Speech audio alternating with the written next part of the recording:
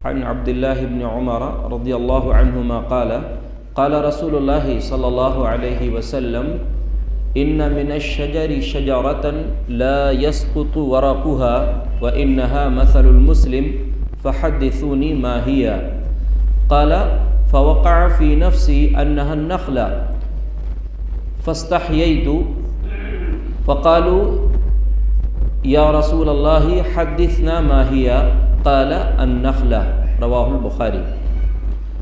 یہ بڑی اہم اور مشہور حدیث ہے۔ امام بخاری رحمۃ اللہ علیہ نے کتاب العلم میں بھی کئی ایک مرتبہ اس حدیث کو پیش کیا ہے اور دیگر مقامات پر بھی۔ حدیث کے راوی عبداللہ بن عمر رضی اللہ عنہما بیان فرماتے ہیں، یہ چھوٹے ننھے صحابی ہیں عبداللہ بن عمر رضی اللہ عنہ۔ ایک مرتبہ نبی صلی اللہ علیہ وسلم کی مجلس میں ہم لوگ تھے تو آپ نے ایک سوال کیا۔ سوال کیا تھا؟ درختوں میں سے ایک درخت ایسا ہے جس کے پتے نہیں گرتے اور اس کی مثال مومن کی طرح ہے، مسلمان کی طرح ہے۔ تو آپ نے فرمایا کہ بتاؤ وہ کون سا درخت ہے؟ فوقع الناس فی شجر البوادی۔ عبداللہ بن عمر رضی اللہ عنہ فرماتے ہیں کہ صحابہ اکرام جو وہاں مجلس میں موجود تھے مختلف درختوں کے نام لینے لگے، جنگل کے درختوں کے نام۔ میرے دل میں خیال آیا کہ وہ کھجور کا درخت ہے، لیکن میں نے بولا نہیں، مجھے شرم آئی، حیا آئی، اس لیے میں نے نہیں بولا۔ پھر صحابہ اکرام نے نبی صلی اللہ علیہ وسلم سے پوچھا کہ آپ ہی بتائیں وہ کون سا درخت ہے، تو آپ نے فرمایا وہ کھجور کا درخت ہے۔ مشہور حدیث ہے، آپ نے سنا ہے اس سے پہلے۔ اس ایک حدیث میں بہت سارے اسباق ہیں۔ سب سے پہلی بات تو یہ ہے کہ ایک استاذ کے لیے، ایک کامیاب استاذ کی علامت یہ سمجھی جاتی ہے کہ بچوں کو پڑھانے سے پہلے، اپنا سبق شروع کرنے سے پہلے ان بچوں کو اپنی طرف متوجہ کر لے۔ تو اس کا ایک انداز، طریقہ یہ ہے کہ استاد اپنی بات شروع کرنے سے پہلے کوئی سوال بچوں سے کر لے۔ تو جب بچے سوال سنتے ہیں تو ان کی توجہ جو ہے استاذ کی طرف ہو جاتی ہے۔ تو ایک طریقہ نبی صلی اللہ علیہ وسلم نے یہ سکھلایا ہے تعلیم کا۔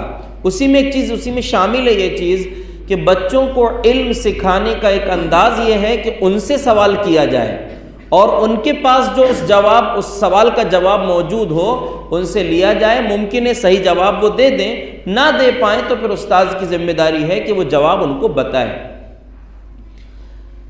علم میں حیا نہیں کرنا چاہیے، علم حاصل کرنے کے لیے شرم نہیں کرنا چاہیے، شرمانا نہیں چاہیے۔ حضرت عبداللہ بن عمر نے شرم کیا تھا، حیا کی وجہ سے جواب نہیں دیے تھے۔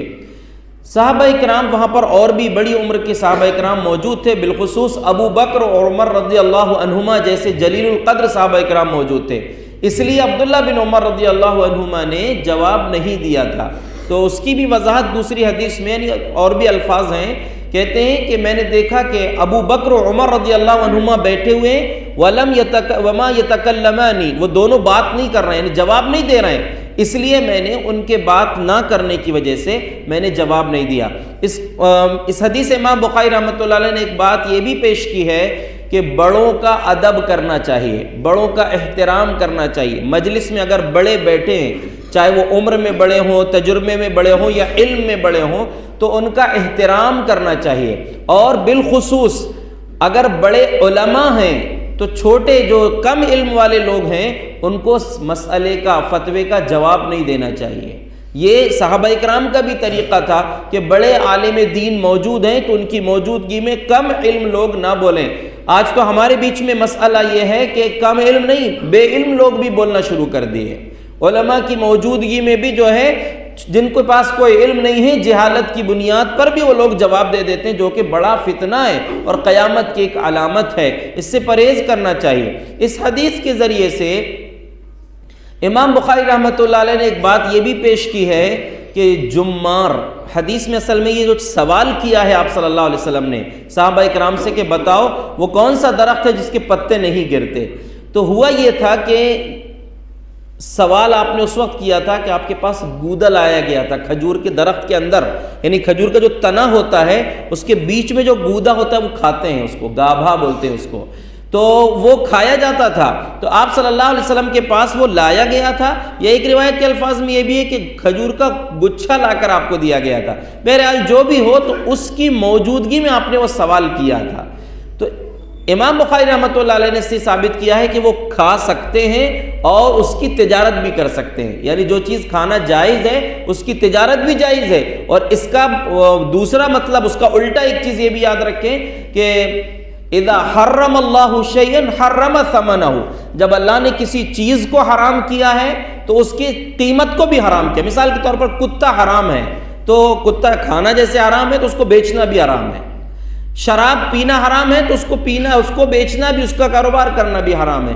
تو جو چیز حلال ہے اس کی تجارت کرنا حلال ہے، اور جو چیز حرام ہے اس کی تجارت کرنا حرام ہے۔ ایک چیز اور بڑی اس میں ہوشیاری کی ایک یہ بھی ہے کہ دیکھیے کبھی کبھی چھوٹے لوگوں کا دماغ چل جاتا ہے، بڑے لوگوں کے دماغ میں جلدی وہ بات نہیں آتی۔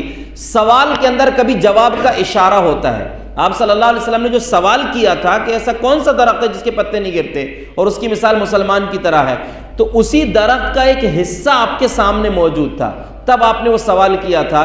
عبداللہ بن عمر رضی اللہ عنہ کے دل میں وہ بات آ گئی تھی کہ یہ سوال کا جواب کھجور کا درخت ہے۔ اچھا، آپ صلی اللہ علیہ وسلم کی مجلس ختم ہو گئی، آپ نے بتا دیا۔ جب گھر جانے لگے تو راستے میں عبداللہ بن عمر رضی اللہ عنہ نے اپنے والد عمر رضی اللہ عنہ سے کہا کہ ابا جان، میرے خیال میں آیا تھا کہ وہ کھجور کا درخت ہے، لیکن نہیں بولا۔ بولے کیوں نہیں بولے تم نے؟ کہا اس لیے نہیں بولا کہ مجھ سے زیادہ عمر کے لوگ، آپ لوگ بیٹھے ہوئے تھے، آپ لوگ نہیں بول رہے تھے، فاستحییت، مجھے حیا آئی، شرم آئی کہ بڑوں کے بیچ میں کیسے بولوں۔ ایک روایت کے الفاظ ہے فکرہت، میں نے پسند نہیں کیا کہ بڑوں کی موجودگی میں جواب دوں، اس لیے جواب نہیں دیا۔ تو حضرت عمر رضی اللہ عنہ نے کہا لأن تکون قلتها احب الی من ان یکون لی کذا وکذا، بیٹا اگر تو جواب دے دیا ہوتا نا تو میرے لیے سرخ اونٹوں سے بہتر، ایسی چیزوں سے، یعنی بڑے خزانے سے بہتر میرے حق میں ہوتا۔ کیوں ہوتا؟ کہ میرے بیٹے نے جواب دیا ہے۔ اس سے ایک بات ثابت ہوتی ہے کہ بچوں کی اچھی کارکردگی، ان کا اچھا جو ہے اپنی تعلیم کے معاملے میں یا کسی بھی معاملے میں اچھا کام کرنا، اچھے طریقے سے اپنے آپ کو پیش کرنا، یہ ماں باپ کی عزت کا سبب بنتا ہے۔ تو حضرت عمر رضی اللہ عنہ نے کہا کہ اگر اس مجلس میں جب کسی نے جواب نہیں دیا تھا، بیٹا تم دے دیے ہوتے جواب، تو میرے لیے بڑی عزت کی بات ہو جاتی کہ میرے بیٹے نے جواب دیا۔ تو کئی چیزیں اس حدیث سے ثابت ہوتی ہیں، اور آخری بات یہ ہے کہ اس کھجور کے درخت کو پیش کر کے اس کی مثال آپ نے دیا کہ وہ درخت کی مثال مسلمان کی طرح ہے۔ کیسے مسلمان کی طرح؟ امام بخاری رحمۃ اللہ علیہ نے کہا کہ کھجور کا درخت بابرکت ہے اور مسلمان بھی بابرکت ہوتا ہے، یعنی جیسے کھجور کے درخت میں بہت سے فائدے ہیں۔ اس دور میں جیسے ابھی ہم کالم بیم بناتے ہیں، اس کے لیے کھجور کے تنے کا استعمال ہوتا تھا۔ چھت جو بناتے ہیں تو کھجور کی ٹہنیوں کا استعمال ہوتا تھا۔ اس دور میں کھجور کے اندر، درخت کے اندر جو گودا ہوتا ہے اس کو کھایا جاتا تھا۔ کھجور استعمال کی جاتی ہے، کھجور کھاتے ہیں۔ کھجور کی مختلف شکلیں، مختلف قسمیں۔ پھر کھجور کی گٹھلیاں جو ہیں وہ اونٹ اور گھوڑوں کا چارہ ہوتی تھی۔ کھجور کی وہ جو ٹہنیاں ہوتی ہیں اس سے رسی بنائی جاتی تھی۔ کھجور کی پتے، کھجور کا درخت سائے دار ہوتا ہے ہمیشہ، اور اس کا وہ خوبصورت بھی ہوتا ہے دکھنے میں۔ کھجور کے درخت کے تعلق سے ایک بات یہ بھی کہی گئی ہے کہ کھجور کا درخت مسلمان کی ایک پہچان کیسے ہے کہ کھجور کا درخت اپنے آپ کو بڑھانے میں کسی کو چھیڑ چھاڑ نہیں کرتا۔ بہت سے لوگ کیا کرتے ہیں، ٹانگ کھینچتے، دوسرے کو کھینچ کے آگے بڑھتے ہیں۔ کھجور کا درخت ایسا نہیں کرتا، دوسروں کو تکلیف نہیں دیتا، وہ خود اپنا سیدھا بڑھتا رہتا ہے اور اپنی ترقی میں کسی اور کو پریشان نہیں کرتا۔ تو یہ بہت ساری خوبی، جیسے کھجور کا درخت فائدہ مند ہے، اس کی بہت ساری خوبیاں ہیں، ایسے ہی مومن کو بھی فائدہ مند ہونا چاہیے سماج اور معاشرے کے لیے کہ اس کی ذات سے لوگوں کو فائدہ پہنچے۔ تو اس ایک حدیث میں بہت ساری باتیں ہیں جس کو محدثین نے بیان کیا ہے۔ اللہ رب العالمین صحیح معنوں میں ہمیں بھی کھجور کی درخت کی طرح لوگوں کے لیے فائدہ مند بنا دے۔ آمین۔ وآخر دعوانا ان الحمد للہ رب العالمین۔